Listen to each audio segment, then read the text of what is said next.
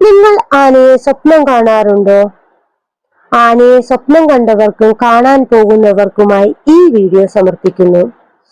പണ്ടുള്ള മുത്തശ്ശിമാർ സാധാരണ പറയാറുള്ളത് ഗണപതിക്ക് മറന്നു വെച്ചു പോയ വഴിപാടിന്റെ ഫലമാണ് ആനയെ സ്വപ്നം കാണുന്നത് എന്നാണ്. എന്നാൽ ഇതൊന്നുമല്ല കേട്ടോ, അതിലും മുകളിൽ കുറച്ച് കാര്യങ്ങൾ കൂടിയുണ്ട്. നിങ്ങൾ ആനപ്പുറത്തിരിക്കുന്നതായോ കയറുന്നതായോ സ്വപ്നം കണ്ടിട്ടുണ്ടോ? അങ്ങനെ കണ്ടിട്ടുണ്ടെങ്കിൽ നിങ്ങൾക്ക് അർഹിക്കുന്നതായ എല്ലാ ബഹുമതികളും ശക്തമായ രീതിയിലുള്ള ഭാഗ്യവും വരാൻ പോകുന്നു. എല്ലാവരും ബഹുമാനിക്കുന്ന അവസ്ഥയിലേക്ക് കാര്യങ്ങൾ വരും. ആന കൂട്ടത്തോടെയാണ് കാണുന്നതെങ്കിൽ നിങ്ങൾ ആഗ്രഹിക്കുന്ന സുഹൃത്തുക്കൾ നിങ്ങളിലേക്ക് വരാൻ പോകുന്നു. നിങ്ങൾ ആഗ്രഹിച്ച സൗഹൃദം വീണ്ടും തുടങ്ങാൻ പോകുന്നു എന്നാണ്. ആനയെ കൊല്ലുന്നതായി സ്വപ്നം കണ്ടാൽ അല്ലെങ്കിൽ ആന ചത്തുപോകുന്നതായി സ്വപ്നം കണ്ടാൽ നിങ്ങൾക്കുണ്ടാകാൻ പോകുന്ന ധനനഷ്ടത്തെയും പ്ലാൻ ചെയ്യാൻ പോകുന്ന പദ്ധതികൾ നടക്കില്ല എന്നതുമാണ് ഫലം.